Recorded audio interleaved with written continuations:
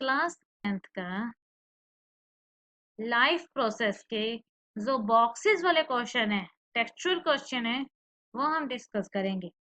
Okay, first question है 95 page number पे जो बॉक्स है, फर्स्ट क्वेश्चन है उसका, why is diffusion insufficient to meet the oxygen requirement of multicellular organism like human.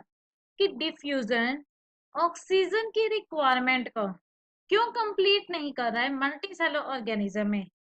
देखो, multicellular organism वो ऑर्गेनिज्म होते हैं जिनमें एक सेल नहीं होती, many cells perform different kind of the functions.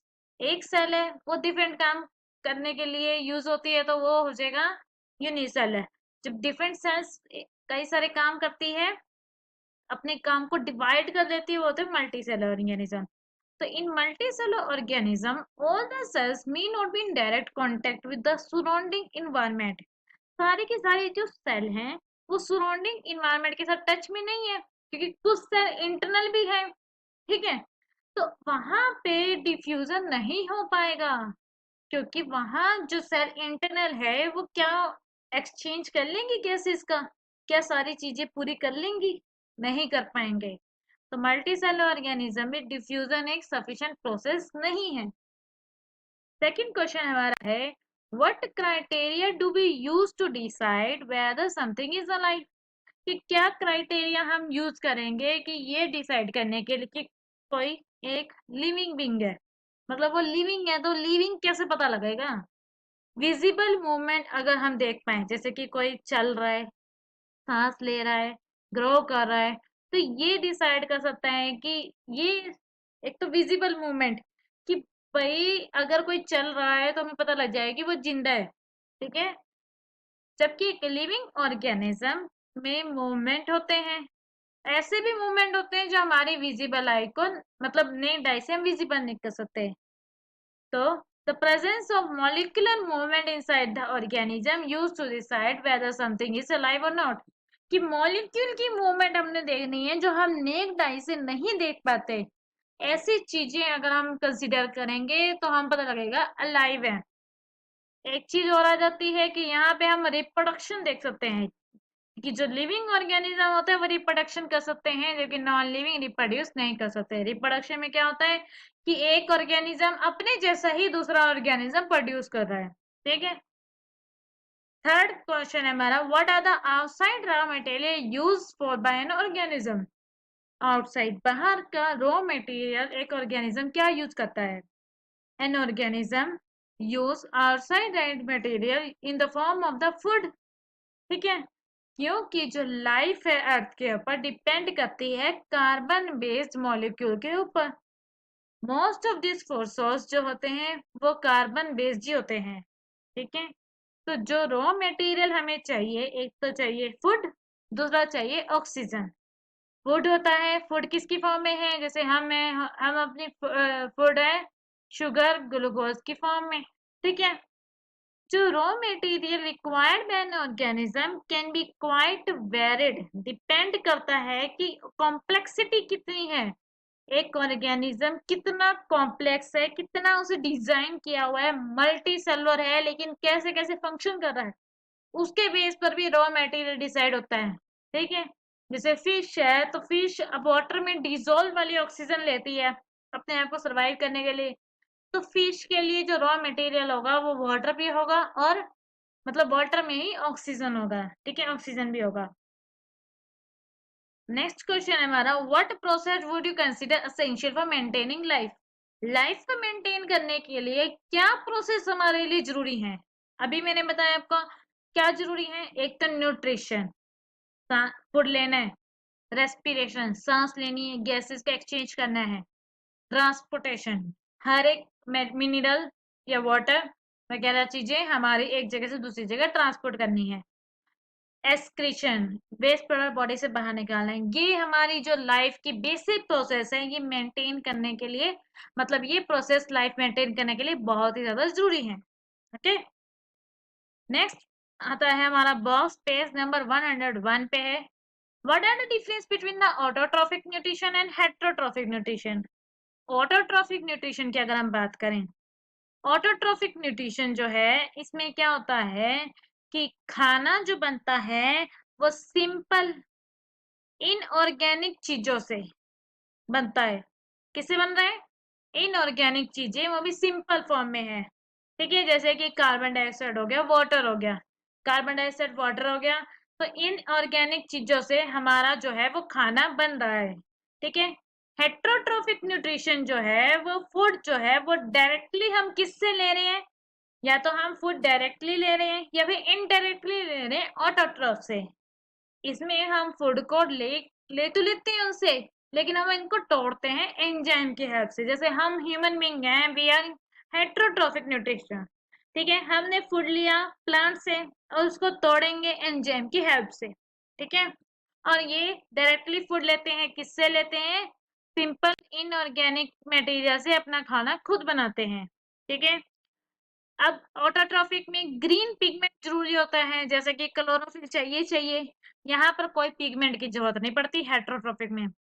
आगे, फूड जनरली प्रिपेयर किया जाता है ऑटोट्रॉफिक में दिन के टाइम, क्योंकि सनलाइट चाहिए। हेट्रोट्रॉफिक फूड किस तरह लेंगे? आप रात को भी खाना बनाते होगे।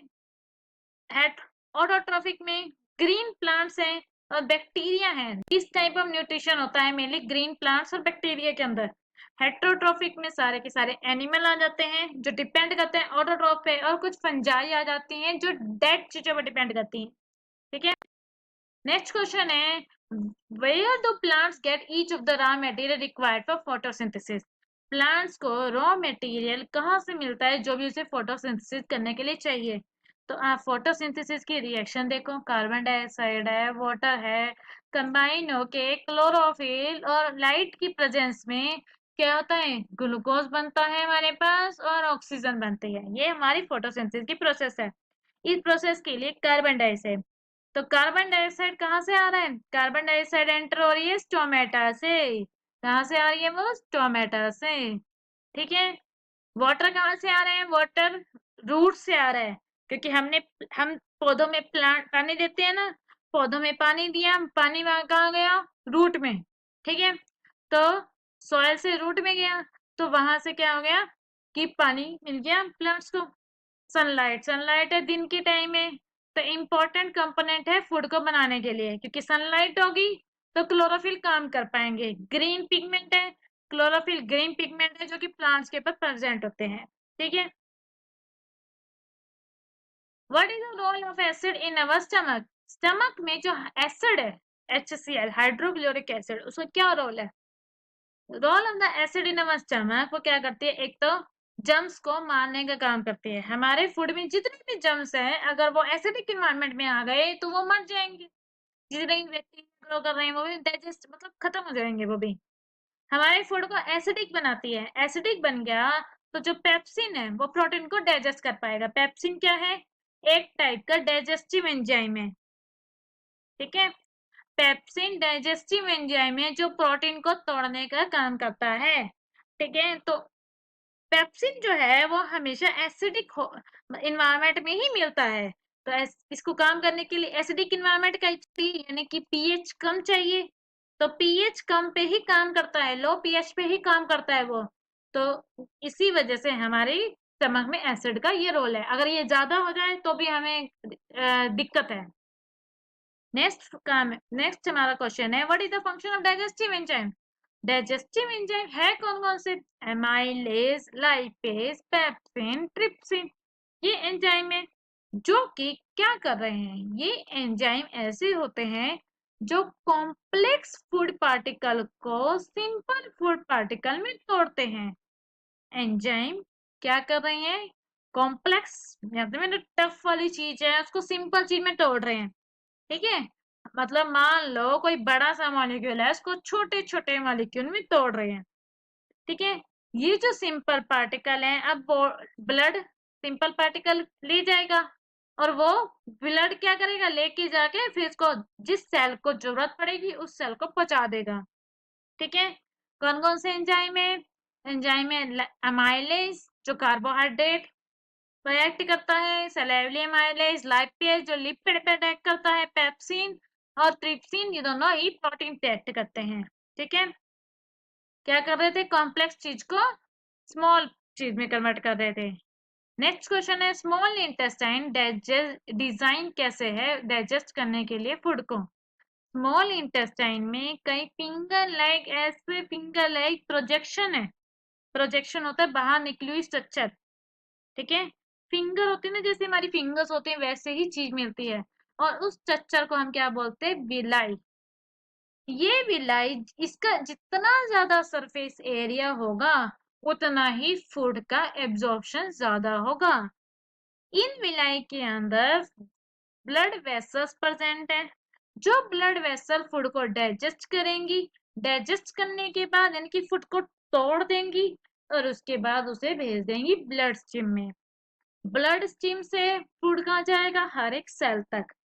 तो क्या हुआ, स्मॉल इंटेस्टाइन में विलाई है, फिंगर लाइक प्रोजेक्शन है, ठीक है, फिंगर लाइक प्रोजेक्शन है। इसने क्या किया, हमारे जो फूड है, फूड को डाइजेस्ट होने के बाद इसने क्या किया, पहले तो हमारे फूड डाइजेस्ट हो गया, डाइजेस्ट होने के बाद विलाई के पास से हुआ, विलाई ने भेज दिया ब्लड के पास, यानी कि एब्जॉर्ब कर लिया। ब्लड के पास भेजने के बाद ब्लड क्या करेगा, जिस सेल को नीड होगी उसके पास भेज देगा, ठीक है। नेक्स्ट क्वेश्चन पेज नंबर 105 पे है, what advantage over an aquatic organism does a terrestrial organism has with regard to obtaining oxygen for respiration? कि क्या एडवांटेज है एक्वेटिक ऑर्गेनिज्म की टेरिस्ट्रियल ऑर्गेनिज्म के अगेंस्ट कि ये ऑक्सीजन ऑब्टेन करता है रेस्पिरेशन के लिए। क्या इनके पास स्पेशल है, एक्वेटिक वो होते हैं जो सिर्फ और सिर्फ वाटर में रहते हैं, टेरिस्ट्रियल वो होते हैं जो लैंड पे रहते हैं, ठीक है। देखो, amount of the dissolved oxygen is fairly low compared to the amount of oxygen in the air। आप ये ध्यान रखिए कि ऑक्सीजन का जो अमाउंट है, अगर आप पानी में ऑक्सीजन डाल दोगे या फिर एयर में ऑक्सीजन है, तो पानी में जो ऑक्सीजन डाली है, ठीक है, वाटर वाली जो ऑक्सीजन है और एयर वाली जो ऑक्सीजन है, एयर वाली ऑक्सीजन ज्यादा होती है, उसका अमाउंट ज्यादा होता है। एयर में तो बहुत तरीके से ऑक्सीजन के मॉलिक्यूल फैले हुए हैं, लेकिन वाटर में इतनी कम होती है। एक्वेटिक ऑर्गेनिज्म जो होते हैं, पानी में जो सांस ले रहे होते हैं, उन्हें पानी में ही क्या करना पड़ता है, ऑक्सीजन जो घुली हुई है वही लेनी पड़ती है, यानी कि वो अच्छे तरीके से ऑक्सीजन नहीं ले पाते, ठीक है। तो इसकी वजह से उन्हें दिक्कत आती है, तो उनका जो ब्रीथिंग है, सांस लेने के लिए वो बहुत फास्टर स्पीड में लेते हैं सांस, एज कंपेयर टू कौन से, जो हमारे जो टेरिस्ट्रियल ऑर्गेनिज्म है उनसे, ठीक है।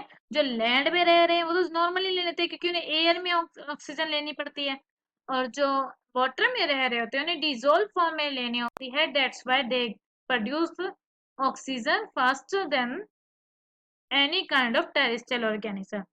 एक बार पढ़ लेते हैं, since the amount of dissolved oxygen is fairly low, oxygen जो पानी में डिजोल्व हो रही है वो कम है, कम डिजोल्व होती है पानी में as compare to amount of the oxygen जितनी एयर में है।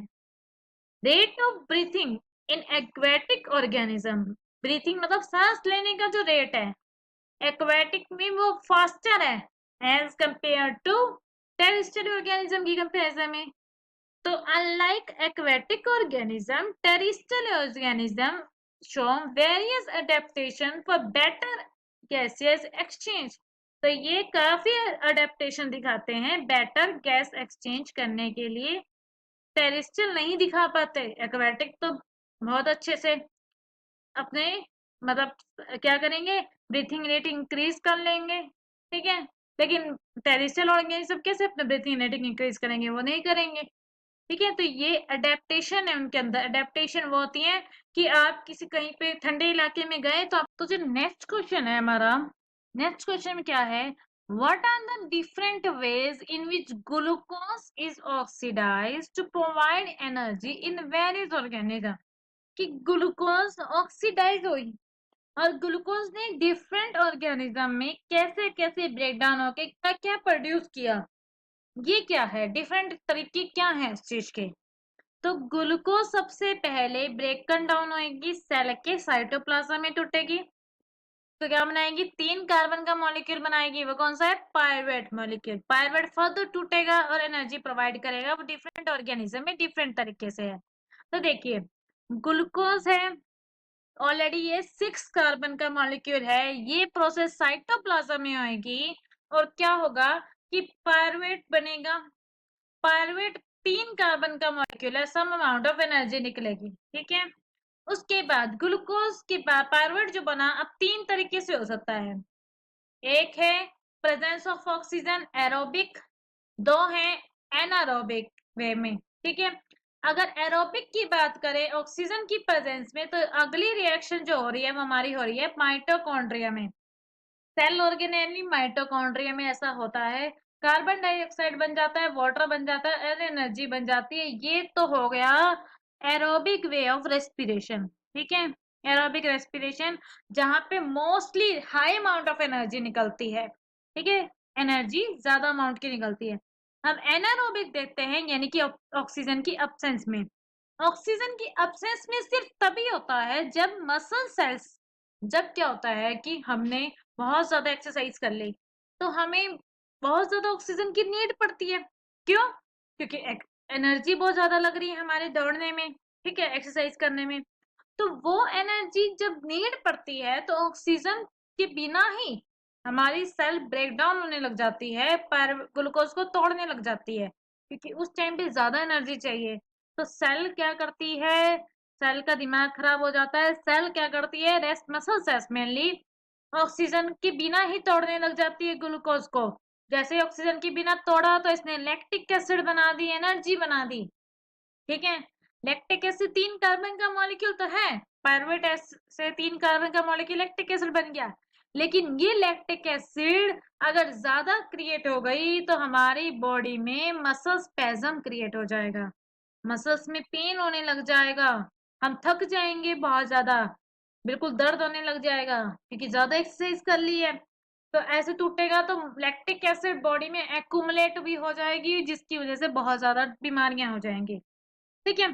दूसरा काम क्या होता है कि ईस्ट सेल है, वो भी ऑक्सीजन के बिना टूट रही है, पायरुवेट को तोड़ रही है, ग्लूकोज को तोड़ रही है, पायरुवेट में पायरुवेट को तोड़ रही है इथेनॉल, कार्बन डाइऑक्साइड और एनर्जी के मॉलिक्यूल में। अब इथेनॉल 2 कार्बन का मॉलिक्यूल है, ये अल्कोहल बना रही है और इसका यूज हम फर्मेंटेशन प्रोसेस में या वाइन वगैरह वगैरह बनाने में इसका यूज करते हैं, ठीक है। नेक्स्ट क्वेश्चन है हमारा कि ऑक्सीजन एंड कार्बन डाइऑक्साइड कैसे ट्रांसपोर्ट होते हैं ह्यूमन बॉडी में, ठीक है।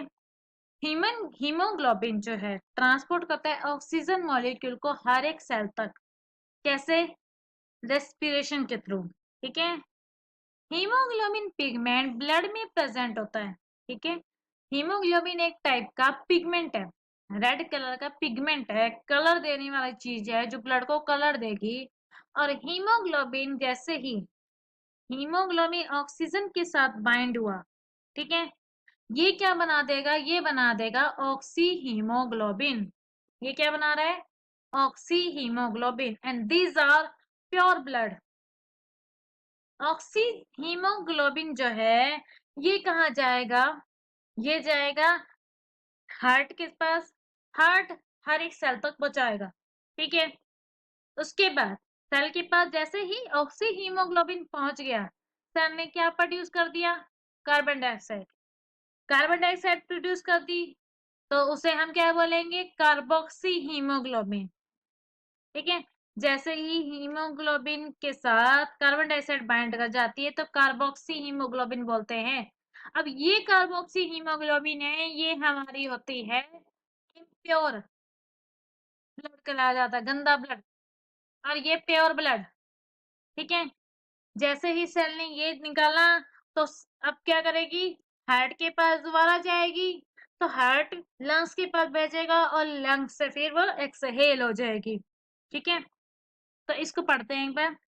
द हीमोग्लोबिन पिगमेंट जो हमारे ब्लड में होता है, ये अटैच होता है ऑक्सीजन के साथ। ठीक है, that are obtain from breathing, जो ब्रीथिंग से हमें ऑक्सीजन मिली है उसके साथ अटैच होगा। हीमोग्लोबिन ऑक्सीजन के साथ अटैच होकर क्या बना रहा है, ऑक्सी हीमोग्लोबिन। ठीक है, it thus form oxy haemoglobin and blood become oxygenated, क्योंकि ऑक्सीजन ऐड होगी। This oxygenated blood is then distributed to all the blood cell by the heart. अब ये ऑक्सीजनेटेड ब्लड कहाँ गया, सेल के पास। कहाँ से गया, हार्ट से। जैसे ही ऑक्सीजन हर एक सेल को मिल जाएगी तो ब्लड क्या करेगा, कार्बन डाइऑक्साइड लेगा, क्योंकि रेस्पिरेशन से उसे कार्बन डाइऑक्साइड मिल गई। क्या किया, ब्लड ने ऑक्सीजन का यूज करके फूड को तोड़ा, रेस्पिरेशन की, रेस्पिरेशन करके इसने कार्बन डाइऑक्साइड बना दिया। ठीक है, अब जो ब्लड है वो डीऑक्सीजनेटेड हो गया, कार्बन डाइऑक्साइड निकाल दी तो ब्लड कैसा बन गया, डीऑक्सीजनेटेड। तो अब ये बात है, ये बात ध्यान से पढ़िए। सिंस द हीमोग्लोबिन पिगमेंट, यहाँ पे पढ़िए, हीमोग्लोबिन जो पिगमेंट है उसके पास लेस एफिनिटी है कार्बन डाइऑक्साइड के लिए, क्योंकि हीमोग्लोबिन कार्बन डाइऑक्साइड के साथ बाइंड नहीं होना चाहता। तो कार्बन डाइऑक्साइड मेनली ट्रांसपोर्ट होती है डिसॉल्व फॉर्म में। द डीऑक्सीजनेटेड ब्लड क्या करेगा, कार्बन डाइऑक्साइड देगा एल्वेलाई को और ऑक्सीजन ले लेगा बदले में। ठीक है, एल्वेलाई लंग्स, लंग्स की एल्वेलाई में काम होता है सारा। तो लंग्स की एल्वेलाई ने कार्बन डाइऑक्साइड ले ली और ऑक्सीजन दे दी ब्लड की सेल को। ठीक है, अब ब्लड की सेल है, हार्ट से हर एक सेल तक पहुंचा देगी। ठीक है, नेक्स्ट क्वेश्चन है हमारा कि लंग्स कैसे डिजाइन है ह्यूमन बीइंग में जिसकी वजह से ये मैक्सिमम गैसेस एरिया, मतलब मैक्सिमम एरिया इसके पास गैस को एक्सचेंज करने के लिए।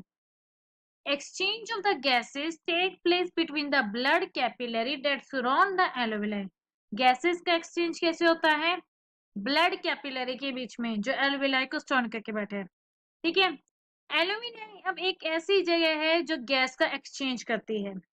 ठीक है, lungs get filled up with air during the process of inhalation.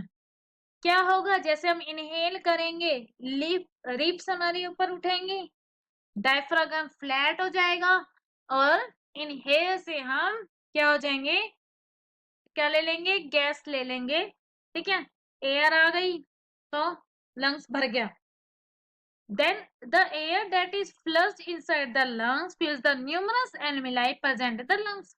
अब जो एयर है लंग्स के अंदर आई वो किसके साथ भरेगी, एल्विलाई के। ठीक है, एल्विलाई तक पहुंची। अब हर एक एल्विलाई, हर एक लंग में मतलब एक लंग में 300 से 350 मिलियन एल्विलाई होते हैं, तो दोनों में कितना आएंगे, 700 मिलियन एल्विलाई। ये एल्विलाई अपना सरफेस एरिया बढ़ा देंगी, जैसे उनके अंदर गैस आ गई ना, अपना सरफेस एरिया इन्होंने बढ़ा दिया। जैसे बैलून स्वेल होता है, बैलून के अंदर गैस भरोगे तो आप क्या हो जाएगी, बैलून फूल जाएगा। वैसे ही बैलून की तरह ये भी फूल गई, सरफेस एरिया बढ़ गया, जिसकी वजह से रेस्पिरेशन की जो प्रोसेस है वो और भी ज्यादा एफिशिएंट वे में होगी। ओके, तो एल्विलाई लंग्स के अंदर होते हैं और वो गैसेस एक्सचेंज करने के लिए प्रायर रोल निभाते हैं। ठीक है,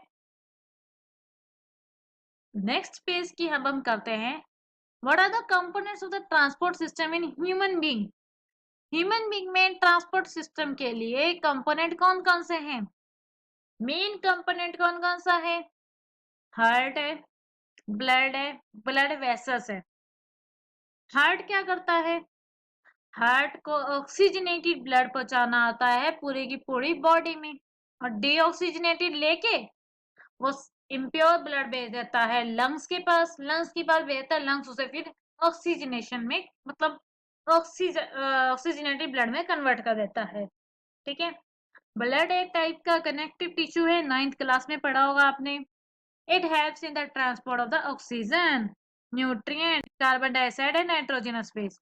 ब्लड क्या करता है, ऑक्सीजन को ट्रांसपोर्ट करता है, न्यूट्रिएंट को, कार्बन डाइऑक्साइड को, नाइट्रोजनस वेस्ट को। ब्लड वेसल्स कैरी, जैसे कि आर्टरी, वेन, कैपिलरी, या तो ब्लड हार्ट के पास लेके आती है ये, या तो ब्लड से दूर लेके जाती है, या डिस्ट्रीब्यूट करने का काम करती है। ब्लड वेसल्स एक तरीके की पाइप है जो ब्लड हार्ट के पास लेके आ रही है या फिर उसे दूर लेके जा रही है। ठीक है, नेक्स्ट जो हमारा क्वेश्चन है, why it is necessary to separate oxygenated and deoxygenated blood in mammals और बर्ड्स। बर्ड्स में भी और मैमल्स में भी ऑक्सीजनेटेड और डीऑक्सीजनेटेड ब्लड को सेपरेट करने की जरूरत ही क्यों है?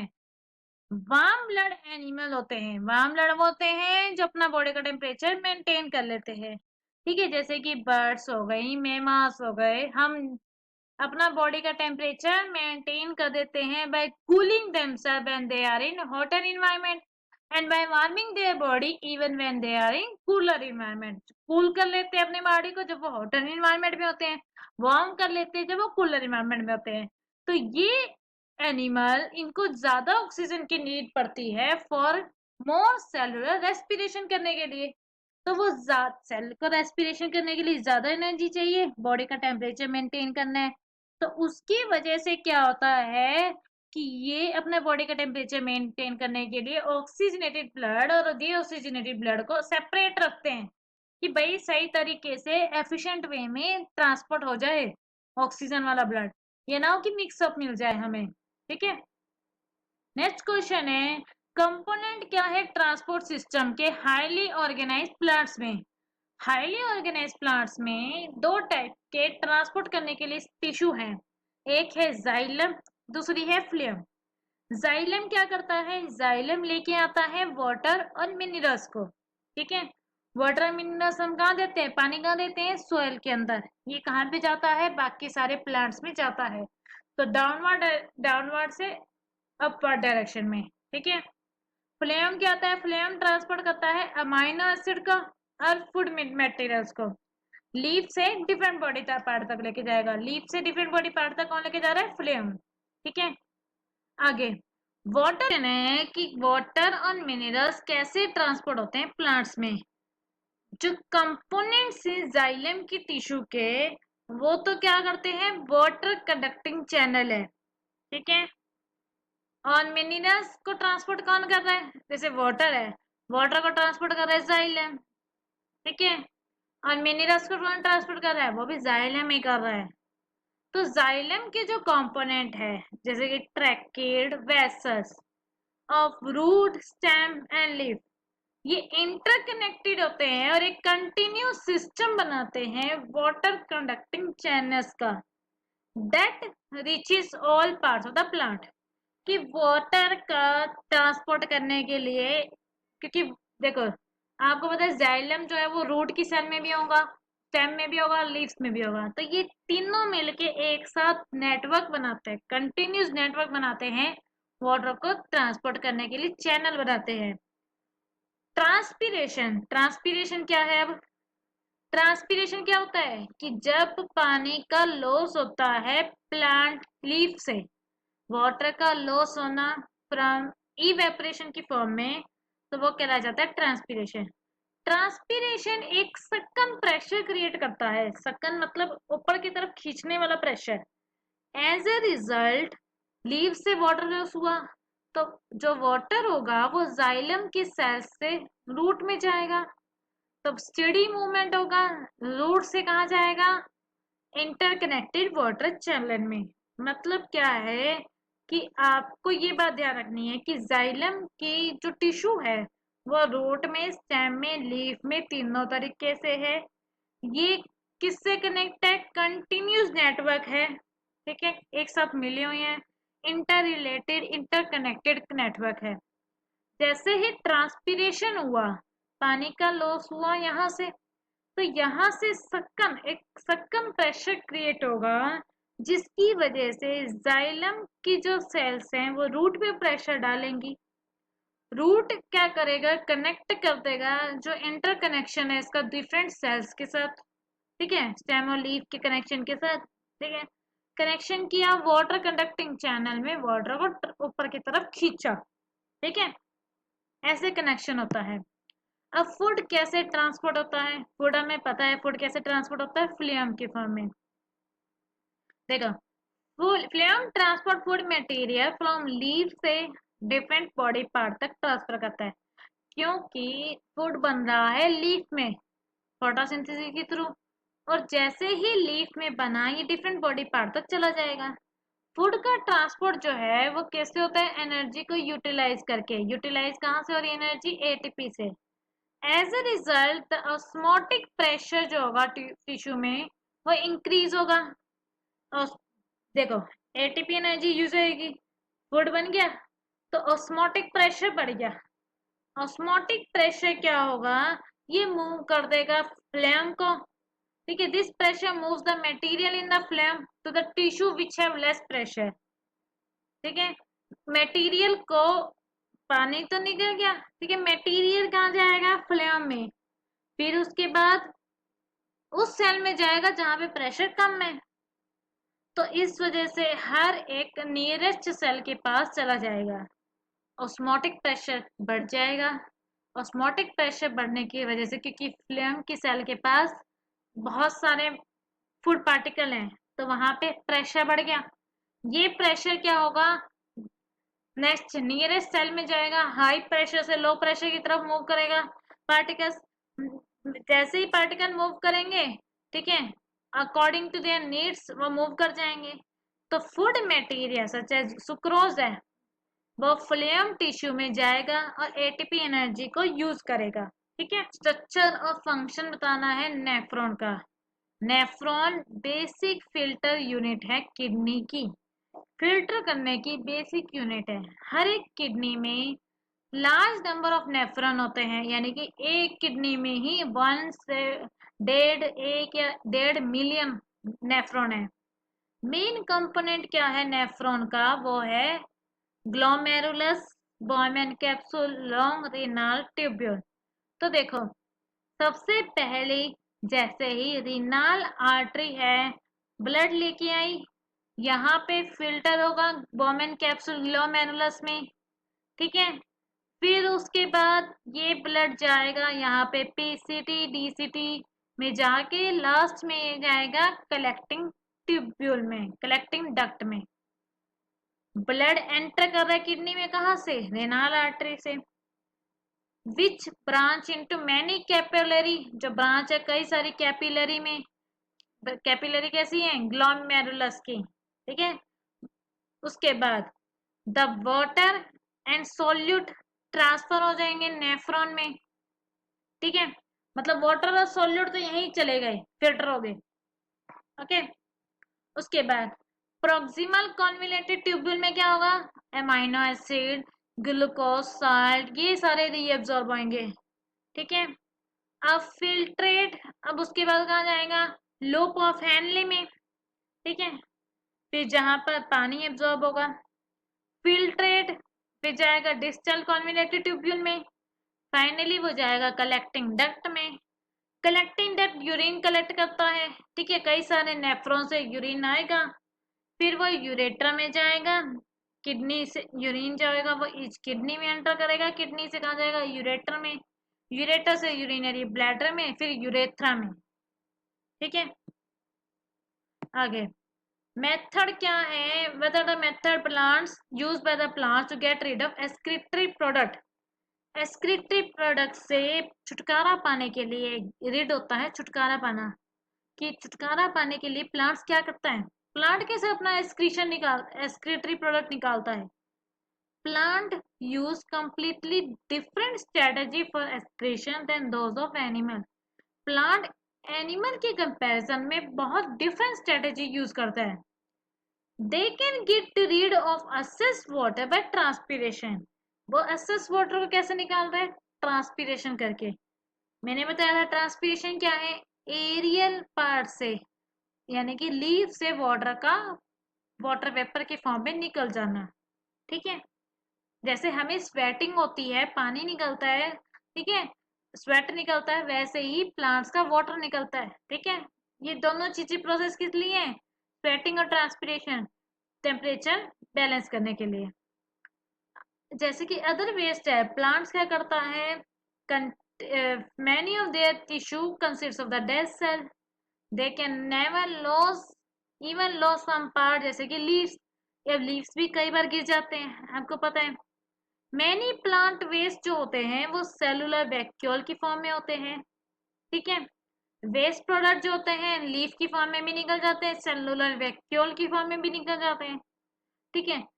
अब देखिए, मेनली जो वेस्ट प्रोडक्ट है प्लांट्स में वो रेजिन्स और गम्स की फॉर्म में निकलता है, स्पेशली ओल्ड जाइलम में। ठीक है। अब कुछ वेस्ट प्रोडक्ट वो निकाल देती है सॉइल के अराउंड भी। अगर आपसे पूछा जाए ट्रांसपीरेशन, ट्रांसपीरेशन से वाटर निकल गया, गम्स और रेजिन्स की फॉर्म में ओल्ड जाइलम से निकलता है, और कुछ वेस्ट प्रोडक्ट किसकी फॉर्म में निकल रहे हैं भाई, सॉइल के अराउंड निकल जाते हैं, सेल वैक्यूल की फॉर्म में भी निकलते हैं। ठीक है। डेड सेल बन जाती है, लीफ डेड हो गया तो वो गिर जाता है, ठीक है, लीफ फॉल हो जाता है। आगे, how is the amount of urine produce regulated, जो यूरिन का अमाउंट है तो कैसे रेगुलेट होता है? The amount of urine produce depend करता है कि कितना असेस वाटर है, कितना वेस्ट प्रोडक्ट इसके अंदर डिसॉल्व है। Some other factor such as habitat of an organism, एक ऑर्गेनिज्म कैसे एरिया में रह रहा है वो डिपेंड करता है। Hormone such as anti diuretic hormone है, वो भी यूरिन के अमाउंट को रेगुलेट करते हैं। कुछ ऑर्गेनिज्म डिपेंड करता है कि उनका वेस्ट प्रोडक्ट डिजोल्व फॉर्म में है, पानी कितना है, ठीक है, किस जगह पे वो रह रहे हैं, और एंटी डायरेटिक हार्मोन। तीन चीजें हो गई हैं। तो पहला कौन सा है? पहला है यहाँ पर कितना वाटर का एक्सेस वाटर कितना है इनके पास, डिजोल्व वेस्ट कितना है, एंटी डायरेटिक हार्मोन कितना है, और उनका हैबिटेट क्या है, रहने की जगह कैसी है।